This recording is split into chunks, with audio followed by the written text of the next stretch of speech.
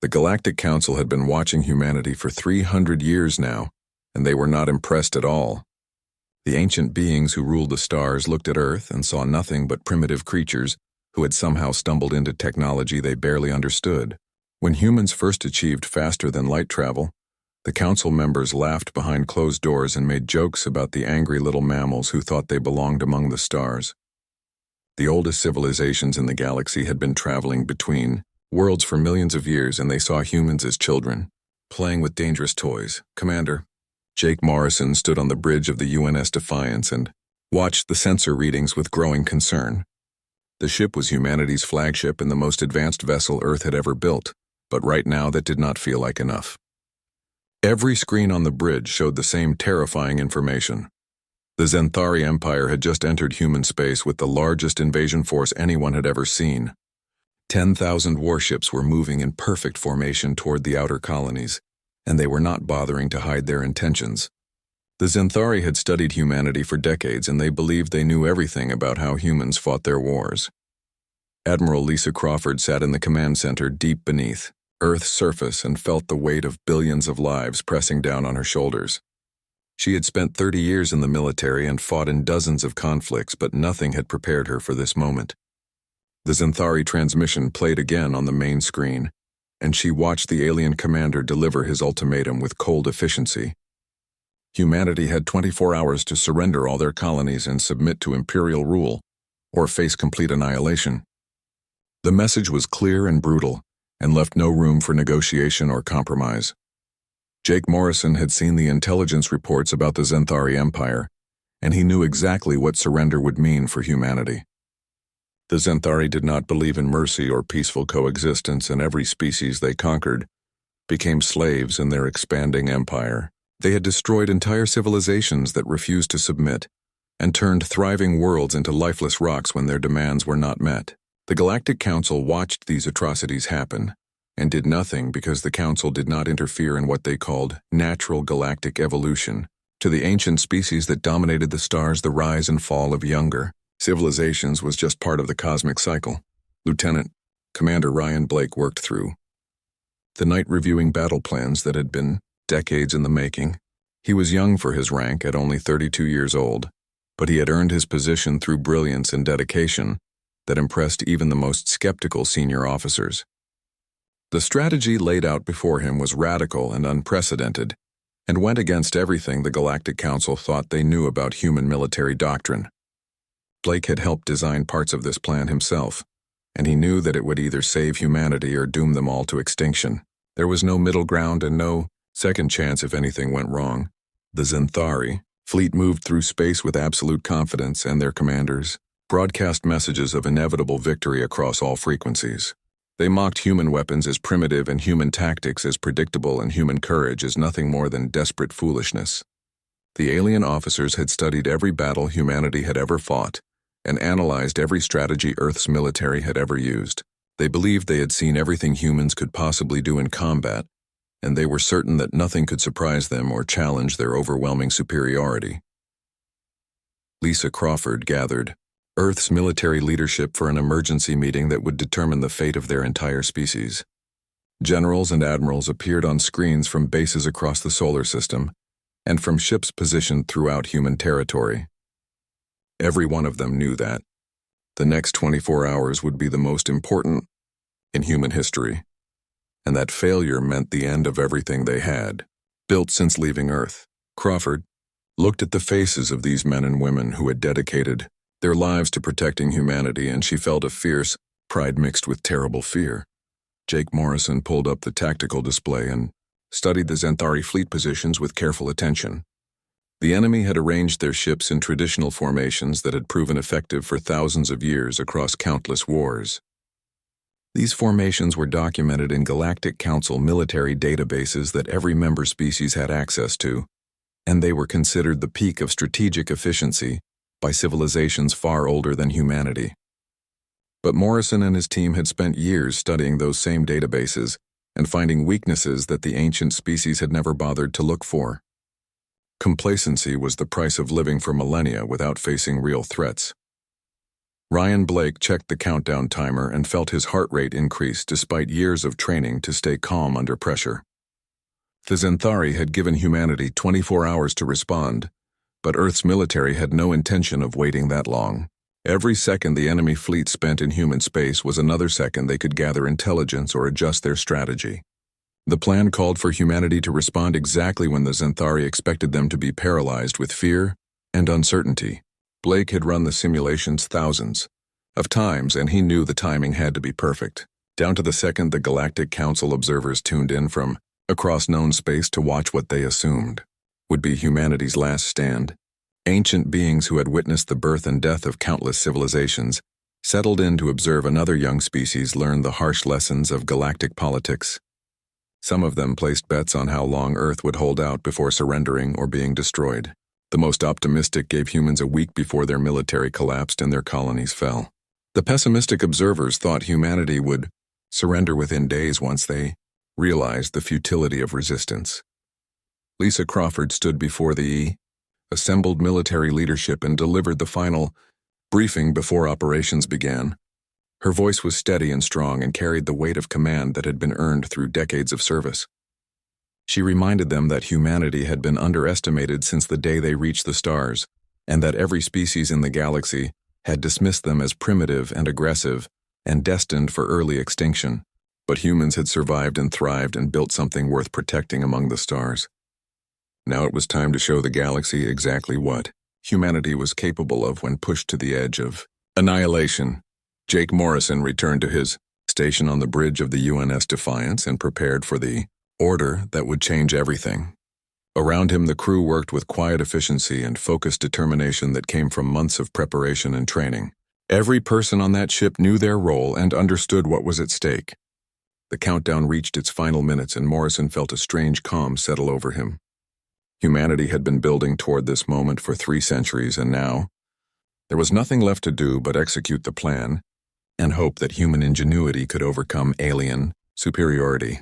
The timer hit 0, and Lisa Crawford gave the single-word command that would echo through galactic history. Jake Morrison relayed that order to every ship and every unit and every soldier in human space. Ryan Blake activated systems that the Galactic Council did not know existed and launched operations that would redefine what warfare meant in the modern galaxy.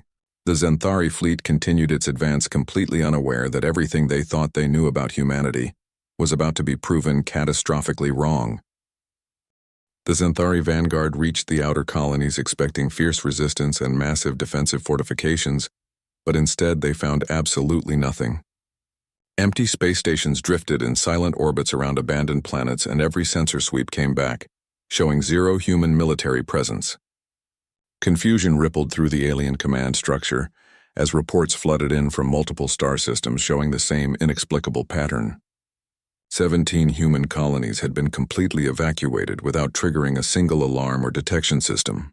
The Xanthari admirals gathered in virtual conferences trying to understand what kind of strategy involved abandoning territory. Without a fight, Admiral. Lisa Crawford watched the enemy fleet from Earth's orbital command center and allowed herself a thin smile. The Xanthari were doing exactly what human strategists had predicted they would do.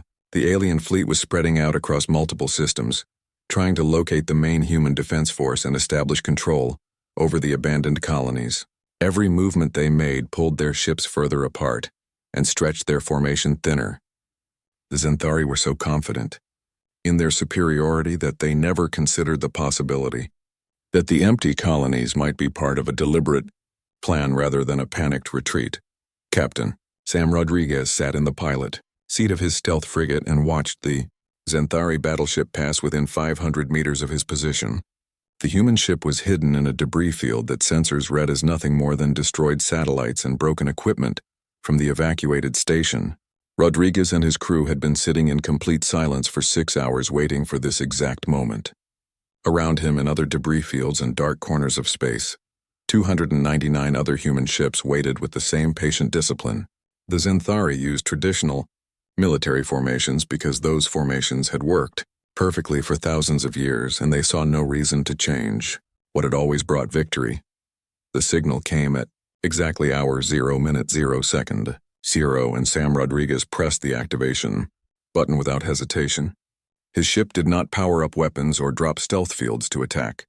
Instead, it deployed a small device that looked harmless on any sensor scan, but carried technology that would change everything.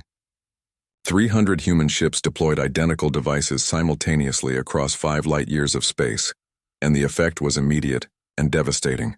Every Xanthari vessel suddenly found their faster-than-light drives shutting down in cascading failures that their engineers could not stop or understand.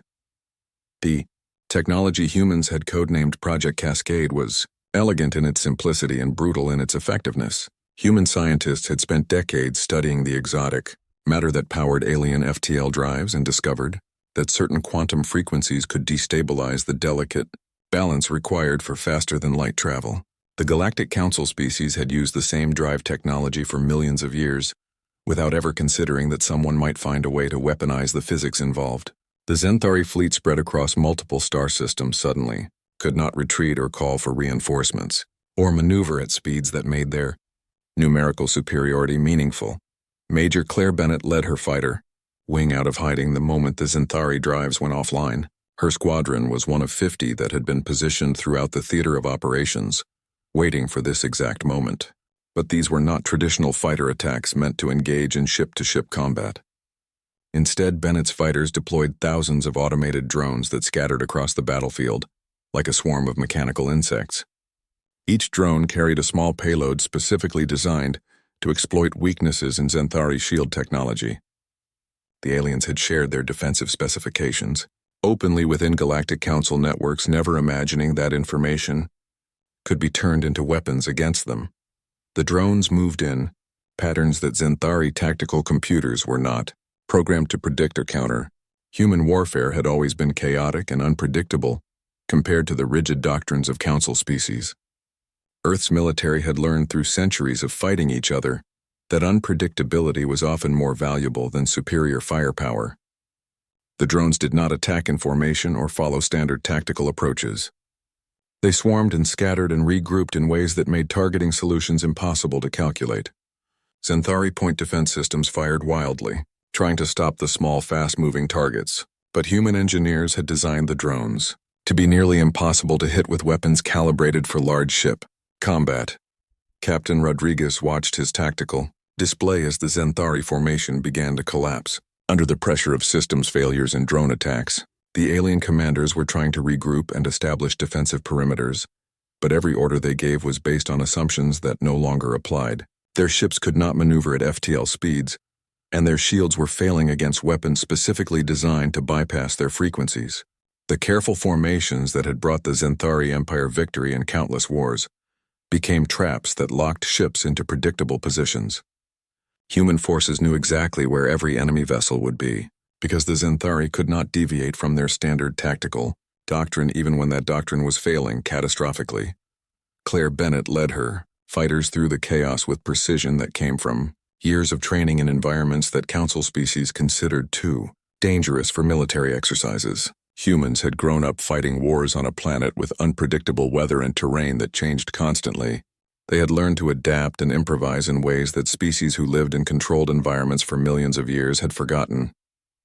Bennett's squadron encountered a Xanthari cruiser attempting to coordinate a counterattack, and she made a split-second decision to redirect half her drones toward its communication array. The attack was not in the mission plan, but Bennett saw an opportunity and took it without waiting for approval from higher command. The Xanthari attempted to jam human communications using electronic warfare techniques that had worked against every previous enemy they had faced. But humanity had spent 300 years as outsiders studying Council technology, while being dismissed as too primitive to pose any real threat. Human communication systems were built on completely different principles than the standardized networks every Council species used. The jamming signals that should have disrupted human coordination instead had no effect whatsoever. Xanthari commanders found themselves unable to communicate with their own ships, while human forces coordinated their attacks with perfect clarity. Sam Rodriguez received new orders and adjusted his frigate's position to deploy a second wave of Cascade devices. The Xanthari were trying to restart their FTL drives using emergency protocols and backup systems. Human intelligence had anticipated this response and engineered the Cascade technology to adapt to countermeasures. Each new device Rodriguez deployed made it harder for the aliens to restore their faster-than-light capabilities. The Xanthari Empire had brought enough firepower to conquer a dozen human colonies, but that firepower meant nothing if their ships could not maneuver or coordinate or retreat when the battle turned against them. Lisa Crawford monitored the battle from Earth and felt a weight lifting from her shoulders with each passing minute. The first hour of combat was going exactly according to plan, and the Xanthari were reacting exactly as human strategists had predicted. The alien commanders were competent and experienced, but they were fighting a type of warfare they had never encountered before. Every assumption they made about human capabilities was wrong, and every tactical doctrine they relied on was being systematically dismantled. Crawford knew the battle was far from over, but the momentum had shifted in a direction the Galactic Council observers had never thought possible. Claire Bennett's tactical display showed Xanthari ships drifting helplessly as their crews struggled with systems that no longer responded correctly. Some vessels were trying to fight using manual controls, but human drones were faster and more maneuverable than anything the aliens had faced before. Bennett watched a Xanthari battleship fire its main weapons at where her fighter had been 3 seconds ago, and she felt a grim satisfaction. The mighty empire that had conquered dozens of worlds was discovering that all their experience in technology meant nothing against an enemy who refused to fight by the established rules of galactic warfare. The first hour ended with the Xanthari invasion, force in complete disarray and human casualties at exactly 0. Every council observer watching the battle felt the same shock and disbelief spreading through their ancient civilizations. The species they had dismissed as primitive had just demonstrated capabilities that should not have been possible for such a young race. Sam Rodriguez and Claire Bennett and thousands of other human soldiers continued executing their orders with professional efficiency, while across the galaxy the balance of power began its inevitable shift. Lieutenant Sophie Grant sat deep inside Earth's military complex, surrounded by screens showing code and network traffic that most people would find impossible to understand. She commanded the Cyber Warfare Division, and her battlefield was not in space but in the digital networks that connected every ship in the Xanthari fleet. While physical weapons tore through shields and hulls above her, Sophie and her team launched a different kind of assault that would prove just as devastating. The Xanthari Empire, like all Galactic Council civilizations, relied on networked systems that had been standardized across millions of years. Those systems were efficient and reliable, and had never failed because no species had ever thought to attack them in the ways humans were about to demonstrate. Sophie's team had spent years studying council networks and finding vulnerabilities that ancient civilizations never bothered to patch. When systems worked perfectly for millions of years without problems, the species using them stopped thinking about security or weaknesses. The Galactic Council had become complacent in ways that humans who grew up with hackers and cyber attacks and constant digital warfare could hardly imagine. Sophie typed commands that sent malicious code racing through Xanthari military networks at the speed of light.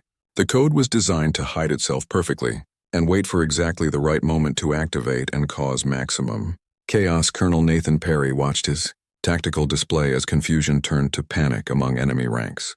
Xanthari captains were receiving orders from what appeared to be their own admirals, but those orders were contradictory and nonsensical. Ships were told to advance and retreat at the same time, or to fire on coordinates that contained their own vessels. Navigation systems began reporting positions that were off by thousands of kilometers, making precise maneuvers impossible. The Xanthari had fought countless wars using technology that always worked perfectly, and they had no procedures or training for dealing with systems that actively worked against them. Sophie Grant smiled as her code infected deeper levels of the Xanthari network. The aliens were trying to isolate compromised systems and switch to backup networks, but humans had mapped every backup and every redundancy during years of careful preparation. Every time the Xanthari thought they had contained the problem, Sophie's team opened a new avenue of attack through systems the aliens did not even know were vulnerable. Human hackers had grown up in a digital environment where nothing was truly secure, and everything could be exploited with enough creativity and skill. That mindset was completely foreign to species, who had relied on the same stable technology for longer than humans had existed as a species. Colonel Perry coordinated with Sophie's team to maximize the chaos spreading through enemy ranks. When Zenthari ships tried to regroup, Perry had Sophie send false orders that scattered them again. When alien commanders attempted to verify orders through secure channels, Sophie's hackers made those channels report whatever lies were most useful to human strategy. The rigid military hierarchy that made the Zenthari Empire so efficient in traditional warfare became a fatal weakness when the command structure itself could not be trusted. Junior officers did not dare disobey what appeared to be orders from high-ranking admirals, even when those orders made no tactical sense. Captain Nicole Foster commanded a psychological warfare unit that had trained for years specifically for this moment. The Zenthari culture was based on honor and rigid adherence to military protocol, and Nicole's team knew exactly how to exploit those cultural values. She broadcast messages on Zenthari command frequencies using perfectly forged credentials that made them appear to come from the highest levels of Imperial command. The messages questioned the loyalty and competence of specific officers and praised others for following orders that those officers had never actually given. Within minutes, Zenthari commanders were accusing each other of cowardice and insubordination, while their ships drifted helplessly in space. Grant watched as friendly fire incidents began erupting across the Zenthari fleet. Her team had corrupted the identification systems that prevented ships from accidentally targeting their own forces. Now Zenthari vessels saw other Zenthari vessels as unknown contacts or even as human ships. Point defense systems that should have ignored friendly vessels opened fire on their own fleet. The aliens tried to shut down automated systems and switched to manual identification, but that process took time and coordination that the chaotic battlefield no longer allowed. Human cyber warfare had turned the Zenthari fleet's own weapons against itself with devastating efficiency. Commander Alex Turner led strike teams that moved through the chaos with surgical precision. While the main Zenthari fleet struggled with compromised systems and psychological warfare, Turner's units attacked the supply infrastructure that kept the invasion force operational.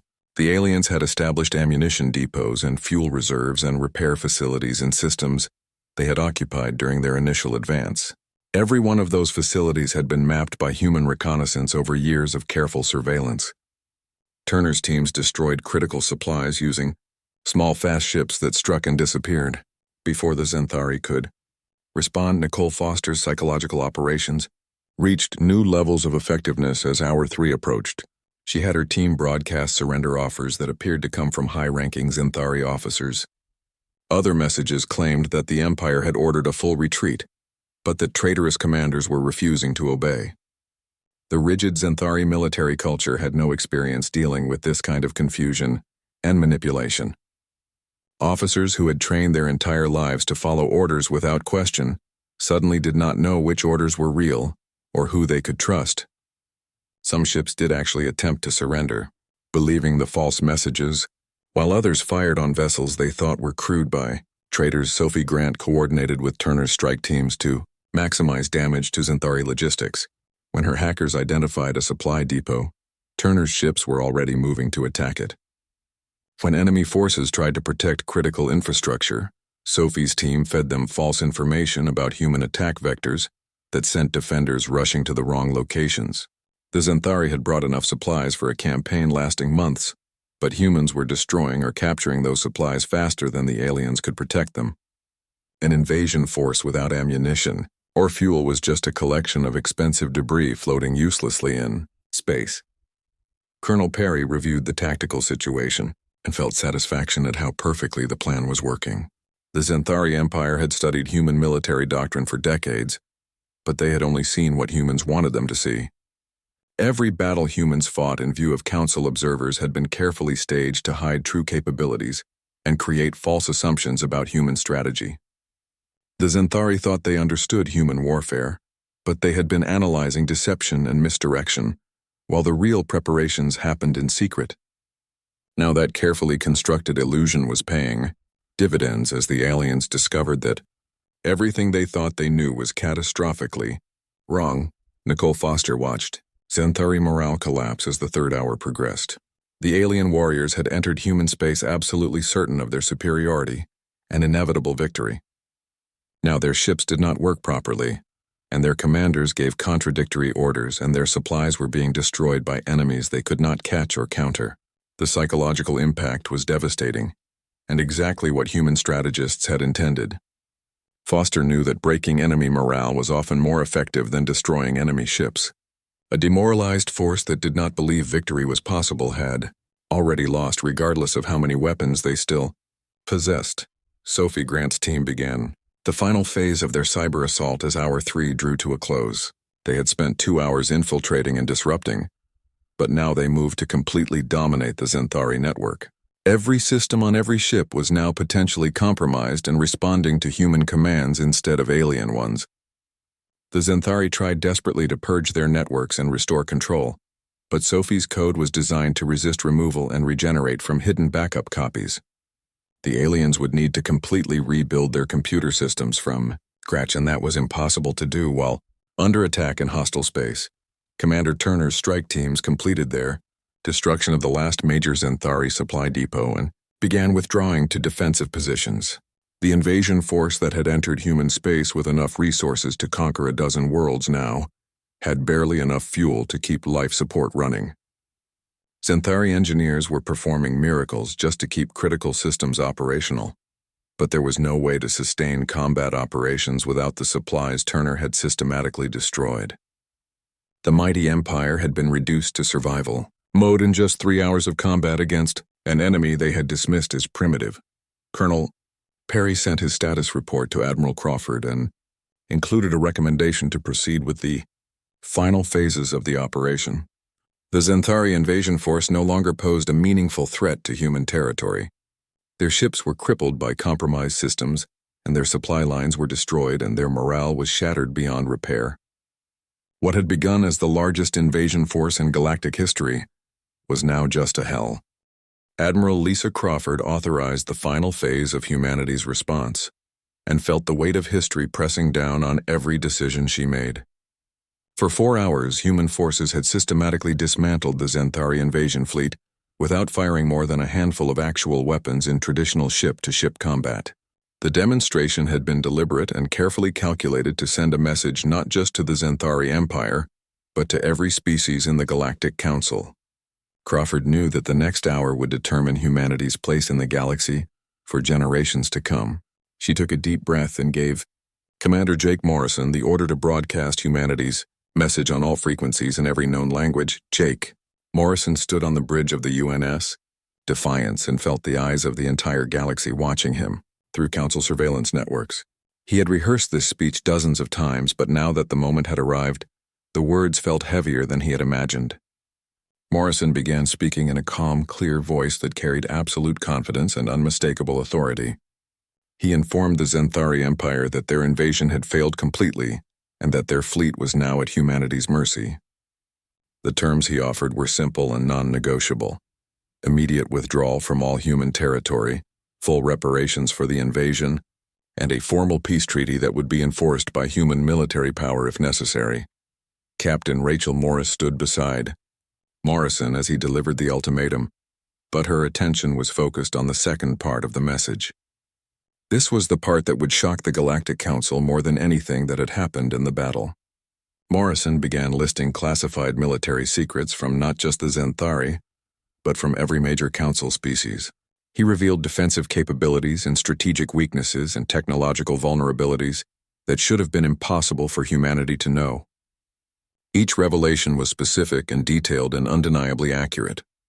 The message was crystal clear. If humanity could infiltrate and defeat the mighty Zenthari in 5 hours, then no Council civilization was safe from similar treatment. The Galactic Council observers watching from across known space felt something they had not experienced in millennia: genuine fear. The ancient species who had ruled the galaxy for millions of years suddenly realized that the aggressive young race they had, dismissed as primitive, had been studying them and learning from them and preparing for this moment since the day humans first reached the stars. Every database the Council had generously shared with humanity had been analyzed for weaknesses. Every public demonstration of Council technology had been studied for vulnerabilities. Every assumption of superiority had been carefully encouraged. While humans built capabilities in secret, Major Kevin Price commanded the containment operations as Zenthari ships began surrendering, in groups of dozens and then hundreds. Human forces had disabled the invasion fleet without destroying it, and now thousands of alien vessels drifted helplessly waiting to learn their fate. Price's orders were clear: treat all prisoners with dignity and provide medical care to any wounded. The contrast with Xanthari behavior toward conquered species could not have been more stark. The aliens had expected to enslave humanity, and instead found themselves receiving mercy and medical attention from the species they had tried to destroy. Council observers noted this restraint with confusion and growing respect. Kevin Price had trained his entire career for combat operations, but nothing had prepared him for managing thousands of alien prisoners who could not understand why humans were helping them. The Xanthari culture did not include concepts like mercy toward defeated enemies or compassion for the weak. Price watched his medical teams treating injured aliens with the same care they would give human casualties, and he felt proud of what humanity represented. The galaxy had spent millions of years assuming that strength meant cruelty and power meant domination. Humans were proving that a species could be ruthlessly efficient in war, yet honorable and compassionate in victory. Lieutenant Commander Julia Stevens oversaw the recovery operations throughout human territory, and marveled at how quickly normal life was resuming. Citizens who had evacuated 17 colonies were already returning to their homes. Infrastructure that had been deliberately shut down came back online within hours. Trade routes reopened and civilian traffic resumed as if nothing had happened. The Galactic Council had expected Earth to be reduced to smoking ruins by now, and instead humanity had not lost a single major population center or suffered any significant casualties. The observers began to understand with growing alarm that humans had never actually been in real danger at any point during the invasion. Julia Stevens coordinated with planetary governors to ensure the smooth return of evacuated populations. The evacuations themselves had been a masterpiece of planning that took months to prepare and execute without alerting Council surveillance. Entire colonies had been emptied silently while creating the appearance that everything was normal. The Xanthari had walked into what they thought was occupied territory, only to find elaborate traps instead. Stevens felt satisfaction knowing that human ingenuity and careful planning had turned what should have been humanity's greatest crisis into their most decisive victory. Admiral Crawford received reports from every theater of operations, confirming that the battle was essentially over. The Xanthari invasion force existed now only as scattered groups of damaged ships with no ability to fight or retreat. Human casualties stood at 12 wounded and 0 killed, which was almost miraculous given the scale of the conflict. Crawford authorized the next phase of operations, which involved securing the defeated fleet and beginning negotiations for the formal surrender. She knew the Galactic Council was watching every move humanity made and judging whether Earth could be trusted with the power it had just demonstrated. Jake Morrison prepared for the second broadcast, which would be directed specifically at the Galactic Council itself. Admiral Crawford had written most of this speech personally, and Morrison understood the weight each word carried. He began speaking again, and this time his tone was harder and more direct. Humanity was not asking for permission to exist anymore among the stars. Humans were claiming their rightful place in the galaxy as a civilization that had earned respect through capability and restraint. Any species that threatened human sovereignty in the future would face the same fate as the Xanthari, and that was not a bluff or empty threat, but a promise backed by demonstrated military superiority. Rachel Morris watched the reactions from Council observers as Morrison's words spread across the galaxy. Some species showed anger at human audacity, while others displayed calculation as they reassessed their entire understanding of galactic power dynamics. The oldest civilizations who had never faced a real threat in living memory were suddenly confronting the reality that a 300-year-old species had surpassed them in the only currency that mattered in galactic politics, the ability to project military force effectively. Morris knew this moment would be studied by historians for thousands of years as the point where humanity stopped being outsiders and became major players. Major Price completed the prisoner processing and began establishing temporary facilities to house captured Xanthari personnel. Human engineers were already working with alien technicians to restore basic life support on disabled ships. The prisoners watched in confusion as their captors provided food and medical care and treated them with basic dignity that Xanthari culture said defeated enemies did not deserve. Some aliens began questioning everything they had been taught about humans and about warfare itself. Price understood that changing minds was happening, one prisoner at a time, but those changed. Minds would eventually return to the Zenthari Empire, carrying stories of human honor alongside tales of human military might. Commander, Julia Stevens submitted her final report confirming all colonies were secure and all citizens were safely returned to their homes. The economic impact of the 5-hour war on human civilization was minimal and would be recovered within weeks. She included analysis showing that the Zenthari invasion had actually strengthened human unity and resolve, rather than weakening it. Stevens noted that the council species who had predicted human collapse and surrender had fundamentally misunderstood what drove humanity. Not greed or territorial ambition, but the absolute refusal to submit to anyone who threatened their freedom and dignity. Admiral Crawford stood before the Strategic Command Council and delivered her assessment of the situation. The Zenthari Empire was defeated and would pose no threat for years while they rebuilt their military capabilities. More importantly, the Galactic Council now understood that humanity possessed both the capability and the will to defend themselves against any aggressor. Crawford recommended proceeding with diplomatic initiatives to formalize Earth's position in galactic politics, while maintaining the military readiness that had made victory possible. The Council approved her recommendations unanimously and authorized the next phase of humanity's emergence. Onto the galactic stage. Jake Morrison received word that the Zenthari High Command was ready to surrender formally and completely. The alien admirals who had entered human space with absolute confidence now faced the humiliation of defeat at the hands of a species they had studied for decades. And Commander Jake Morrison stood before the Galactic Council 3 days after the war ended and felt the weight of billions of human lives resting on his shoulders. This was humanity's first formal appearance at the ancient assembly that had governed galactic politics for millions of years. The chamber was massive and built to accommodate species whose civilizations predated recorded human history. Morrison walked through corridors lined with monuments to empires that had risen and fallen, while Earth was still populated by primitive mammals. The council members watched him enter with expressions that ranged from calculation to barely concealed hostility. Everything had changed in 5 hours, and the ancient powers were still struggling to accept the new reality. Captain Sam Rodriguez accompanied Morrison along with a full delegation of Earth's finest military minds and diplomats. They had debated for days about who should represent humanity at this crucial meeting. Some argued for sending politicians or scientists, but Admiral Crawford had insisted that military officers should face the council first. The message needed to be clear.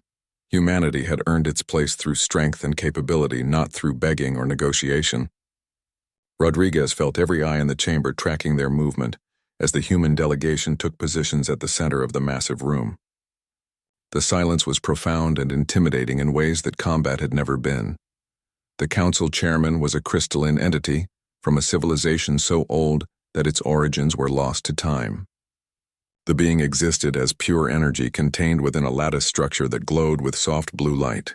When it spoke, the words came from everywhere and nowhere simultaneously, and carried a weight of authority earned across epochs. The chairman demanded explanations in a voice that expected obedience from species who had ruled galaxies. How had humanity developed such capabilities in mere centuries, when council species needed millions of years to achieve similar advancement? How had humans hidden their true strength from surveillance systems that monitored every world? The questions were accusatory and tinged with anger that such young creatures had disrupted the cosmic order. Jake.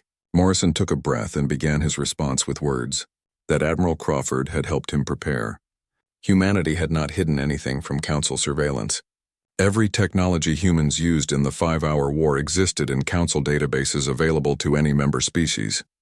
Every strategy was documented in historical records that covered millions of years of galactic warfare. The problem was not that humans had concealed their capabilities, but that the council had stopped paying attention to their own knowledge. Ancient civilizations had grown complacent and assumed that the old ways were the only ways. Humans had simply done what came naturally. They studied and they adapted and they innovated, and they refused to accept that existing solutions were the only possible solutions. The council chamber erupted in discord as species argued among themselves about Morrison's words. Some members protested that humans must have stolen technology, or received help from unknown sources. Others demanded that Earth be punished for disrupting galactic stability. A few voices spoke more quietly about the implications of what humanity had demonstrated. If such a young species could achieve so much so quickly, then what did that say about the Council civilizations who had stagnated for millions of years? Morrison stood silently and let the ancient beings argue while Sam Rodriguez watched for any signs of immediate threat. The human delegation had come prepared for the possibility that the Council might respond to fear with aggression, Admiral. Lisa Crawford presented humanity's proposal for a new galactic order through a holographic transmission that appeared beside Morrison. Earth would join the Galactic Council as a full member with equal status and voting rights. In exchange, humans would share some, though certainly not all of their military innovations, to help strengthen Council defenses against external threats. Crawford made it clear that humanity was offering partnership, not submission. The terms were generous, considering that humans had just proven they could defeat any Council species in open warfare. But Earth wanted cooperation and trade and peaceful coexistence rather than conquest or domination. The galaxy was large enough for everyone if ancient prejudices could be set aside. The Council members debated Crawford's proposal for hours while the human delegation waited patiently. Some species argued that humanity had proven themselves too dangerous to trust and too unpredictable to include in galactic governance. Others pointed out that humans were clearly too dangerous to make enemies of, and that rejecting the offered partnership might lead to worse outcomes. A few of the oldest civilizations spoke about cycles they had seen before, where young aggressive species either matured into responsible powers or burned themselves out in destructive wars. The question was whether humans could be trusted to follow the path of maturity and wisdom.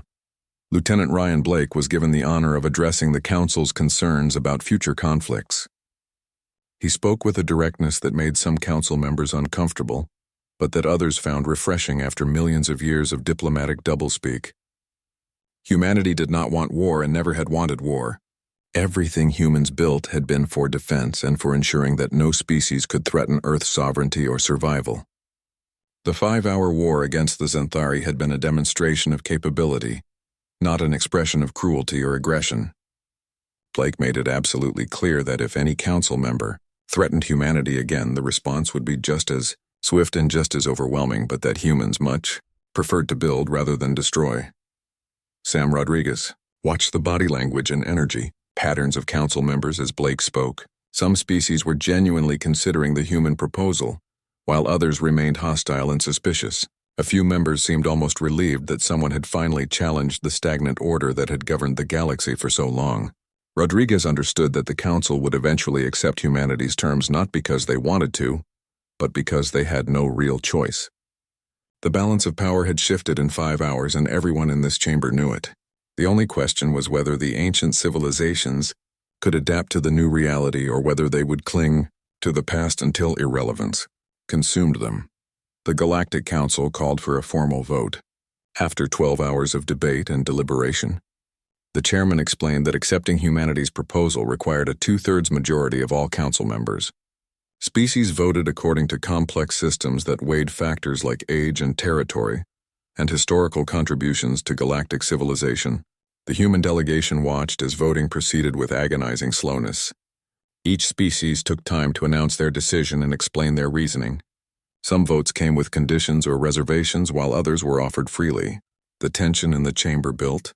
With each announcement as the tally approached the required threshold, Morrison felt his heart pounding as the final votes were counted and displayed on screens throughout the chamber.